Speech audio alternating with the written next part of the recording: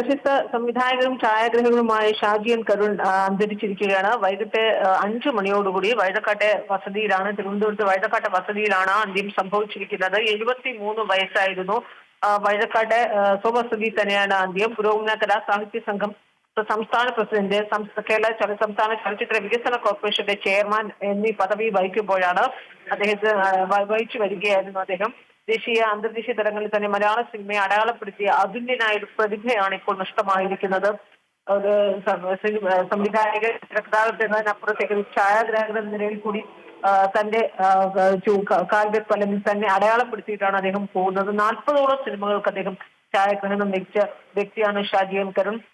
അതുല്യ കലാകാരനായ G Aravindan, അതായത് G അരവിന്ദന്റെ ഛായാഗ്രഹം എന്ന നിലയിലായിരുന്നു മലയാള സിനിമാ രംഗത്ത് ഈ ഷാജി എൻ കരുണിന്റെ രംഗപ്രവേശം. അദ്ദേഹത്തിന്റെ പിറവി, അതോടൊപ്പം തന്നെ സോപാനം, മാനപ്രസ്ഥം, നിഷാദ്, കുട്ടിസാങ്ക്, ഇങ്ങനെ നിരവധി സിനിമകൾ. അതായത് ഈ സിനിമകൾ തന്നെ അറിയാം, നമുക്ക് കലാമൂല്യമുള്ള ഒരുപാട് ചിത്രങ്ങളാണ്. ആ ചിത്രങ്ങൾക്ക് അദ്ദേഹത്തിന്റെ മലയാള സിനിമ ഷാജി എൻ കരുണിലൂടെയാണ് മലയാള സിനിമകൾക്ക് ലഭിച്ചത്. അദ്ദേഹത്തിന്റെ ആദ്യ ചിത്രമാണ് പിറവി. ആ പിറവിക്ക് കാൻ ഫിലിം ഫെസ്റ്റിവലിൽ ഗോൾഡൻ ക്യാമറ പ്രത്യേക പരാമർശമടക്കം നിരവധി പുരസ്കാരങ്ങൾ ഷാജി എൻ കരുണിന് ലഭിച്ചിട്ടുണ്ട്. ഒപ്പം തന്നെ രണ്ടാമത്തെ, ഈ ആദ്യ സിനിമയെ പിറവിക്ക് ലഭിച്ചതിനപ്പുറത്തേക്ക് രണ്ടാമത്തെ ചിത്രമായ സോം, അതും കാൻ ഫിലിം ഫെസ്റ്റിവലിൽ തന്നെ ഒരു മത്സര വിഭാഗത്തിലേക്ക് തെരഞ്ഞെടുക്കപ്പെട്ടു. ഇങ്ങനെ മലയാള സിനിമയിൽ കാൻ മത്സര വിഭാഗത്തിലേക്ക് തെരഞ്ഞെടുക്കപ്പെട്ടതും ഏക മലയാള ചിത്രം കൂടിയാണത് സോം. അങ്ങനെ നിരവധി സവിശേഷതകളും പ്രത്യേകത അദ്ദേഹത്തിന്റെ കലാമൂല്യമുള്ള സിനിമകൾ,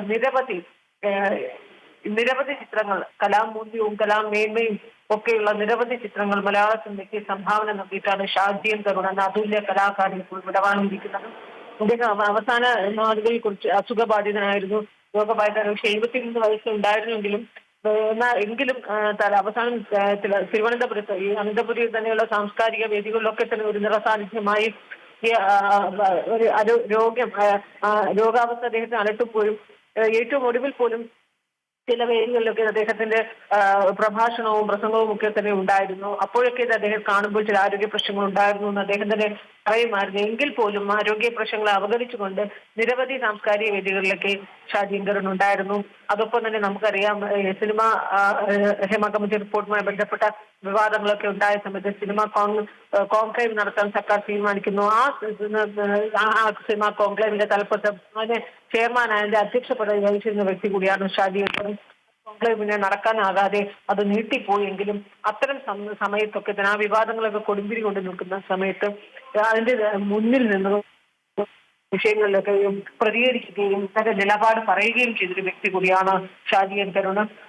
അദ്ദേഹം ഏറെ കാലമായി തിരുവനന്തപുരത്താണ്, കൊല്ലം ജില്ലയിലാണ് അദ്ദേഹം ജനിച്ചതെങ്കിലും പിന്നീട് അവസാനമൊക്കെ അദ്ദേഹം തിരുവനന്തപുരത്ത് തന്നെയായിരുന്നു അദ്ദേഹം താമസിക്കുന്നത്. തിരുവനന്തപുരം യൂണിവേഴ്സിറ്റി കോളേജിലൊക്കെ ആയിരുന്നു അദ്ദേഹത്തിന്റെ വിദ്യാഭ്യാസം.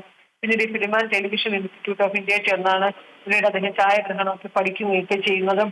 സംസ്ഥാന ചലച്ചിത്ര അക്കാദമി രൂപപ്പെട്ട സമയത്ത് അദ്ദേഹം അവിടെ നിയമിതരാവുകയൊക്കെ ചെയ്യുന്നു. അത് അത്രയേറെ തന്നെ ചലച്ചിത്ര അക്കാദമി രൂപീകരിക്കുന്ന സമയം മുതൽ തന്നെ ഒരു തലസ്ഥാനം കേന്ദ്രീകരിച്ച് പിന്നീട് ഷാജി എൻ കരുണിന്റെ പ്രവർത്തനമൊക്കെ ഉണ്ടായിരുന്നത്.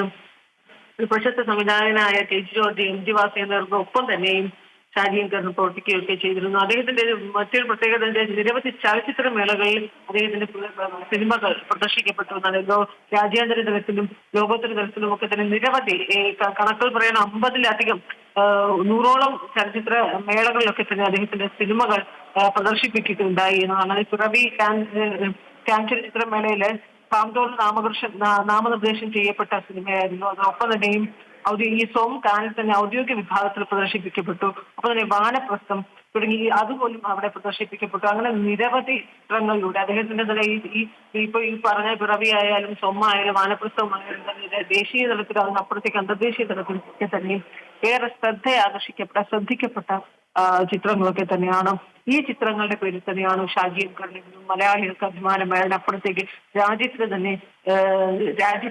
അതിന്റെ സിനിമാ മേഖല, ഇന്ത്യൻ സിനിമയിൽ തന്നെയും വലിയൊരു നഷ്ടമായി മാറുകയാണ് ഷാജി എൻ കരുണിന്റെ ഈ ഒരു വേർപാടിലൂടെ. അദ്ദേഹം ഏറ്റവും മികച്ചൊരു സംവിധാനം എന്നുള്ള തിരക്കഥാകൃത്തിനപ്പുറത്തേക്ക് അദ്ദേഹം ഏറ്റവും മികച്ചൊരു ഛായാഗ്രഹകനുള്ള ദേശീയ അവാർഡ് 3 തവണ ദേശീയ അവാർഡ് ലഭിച്ചു. അതിനപ്പുറത്തേക്ക് 3 തവണ സംസ്ഥാന അവാർഡ് അദ്ദേഹം ലഭിച്ചിട്ടുണ്ട്. 7 വീതം ദേശീയ സംസ്ഥാന പുരസ്കാരങ്ങൾ അദ്ദേഹത്തിന് തേടിയെത്തുകയുണ്ടായി. ആ ഒരു സമയത്ത് ഷാജി എൻ കരുൺ അദ്ദേഹത്തിന്റെയൊക്കെ സ്ഥിരമായി സിനിമകൾ സംവിധാനം ചെയ്യുന്ന സമയത്ത് ദേശീയ തലത്തിലായാലും സംസ്ഥാന തലത്തിലായാലും ഛായാഗ്രഹനായാലും സിനിമ ആയാൽ പോലും അദ്ദേഹത്തിന്റെ സിനിമകൾക്ക് തന്നെയായിരുന്നു സ്ഥിരമായി സംസ്ഥാന ദേശീയ പുരസ്കാരങ്ങൾ ലഭിക്കുന്ന ഒരു കാലയളവ്. അങ്ങനെ ഒരു സമയം കൂടി ഉണ്ടായിരുന്നു ഒരു കാലത്ത്.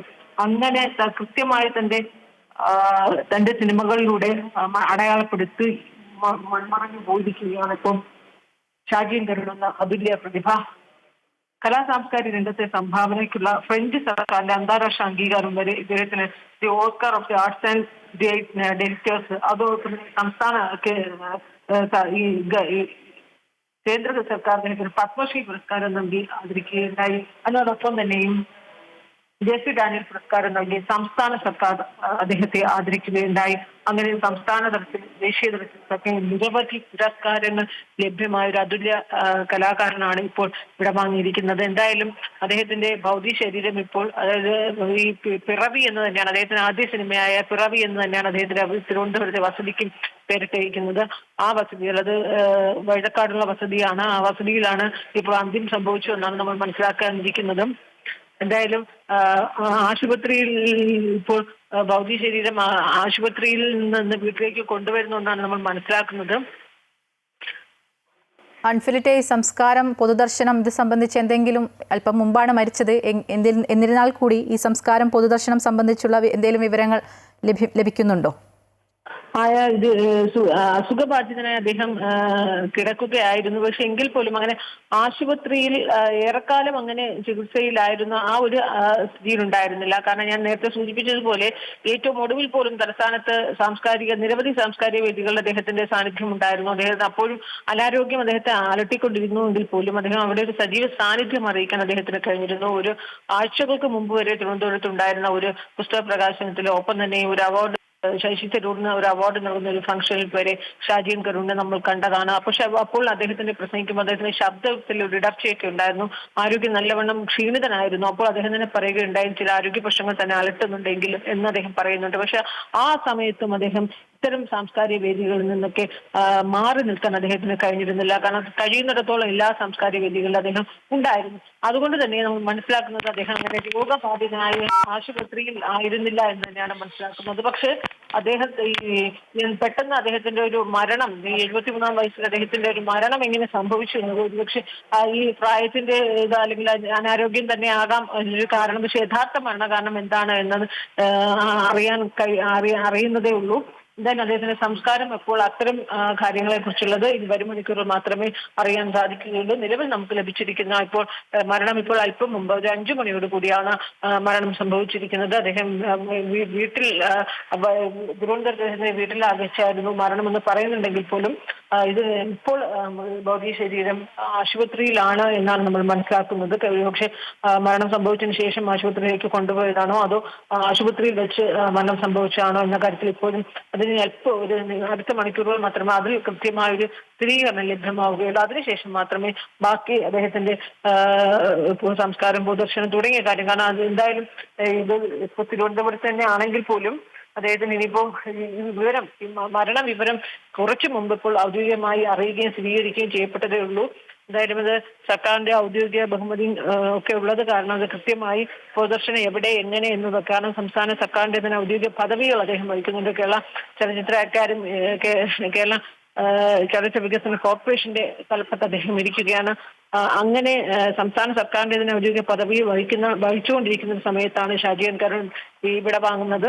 അതുകൊണ്ട് തന്നെയും സാംസ്കാരിക വകുപ്പിന്റെ തന്നെയും പ്രത്യേക നിർദ്ദേശമോ അതൊക്കെ അനുസരിച്ച് തന്നെയാകും ഈ പൊതുദർശനവും സംസ്കാര ചടങ്ങുകളൊക്കെ തന്നെയും തീരുമാനിക്കുക. എന്തായാലും ഇപ്പോൾ അല്പം മുമ്പ് മരണം സ്ഥിരീകരിച്ചിരിക്കുന്നു. തിരുവനന്തപുരത്ത് അദ്ദേഹത്തിന്റെ വസതി തന്നെ മരണപ്പെട്ടു എന്നാണ് നമുക്ക് ലഭിക്കുന്ന വിവരം. കൂടുതൽ വിവരങ്ങൾ അതനുസരിച്ച് വരും മണിക്കൂറുകൾ മാത്രമേ നമുക്ക് ലഭ്യമാവുകയുള്ളൂ.